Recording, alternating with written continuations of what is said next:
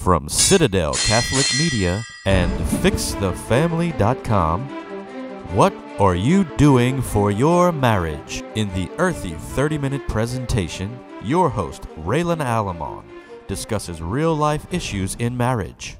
And their wives respected them during those times as well as at the end of their lives, because when the flesh starts to fail, things can get a bit rough for a human being. And what they did to preserve the dignity of their husbands, especially toward the end of life, was pretty impressive. But even during the glory years of their lives, how they would, during those tough times, what I call stoke their husbands, like you stoke a fire, and you get that fire going. There's something within that man that could produce, that can make things, wondrous things happen. And wives are in the position to do that more than any other person. It isn't just their supervisor or somebody that they're working with, but their wives can do some amazing things for them. Now available on DVD. At that time, she asked me, well, what book do you think I ought to read for Lent? Because she reads a lot and does a lot of spiritual things. And just the idea of that question, this is the book, and I'm going to talk about it a little later.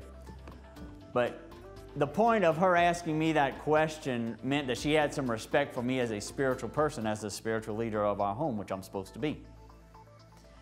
And I want to point this out to the young people that are listening, who often hear about us talk about spiritual leadership in the home by the man.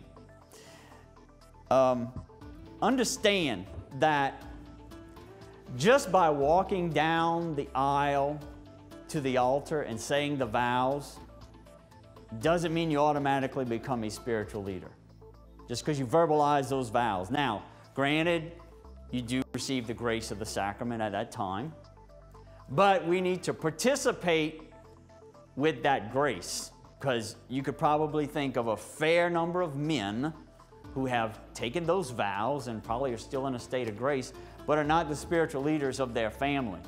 So there's something you have to do in addition to, along with that grace, to become that spiritual leader. Involving differences in masculine and feminine communication. Let's agree that males are not typically as verbose as females. Verbose, wordy, talk a lot.